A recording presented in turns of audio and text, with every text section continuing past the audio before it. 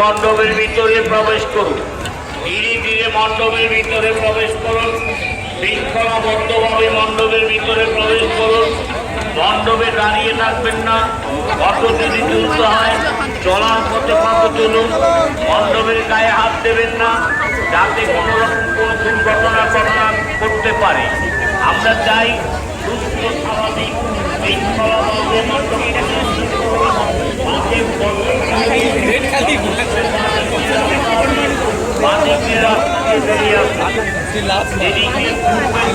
আপনারা বেরিয়ে আসবেন।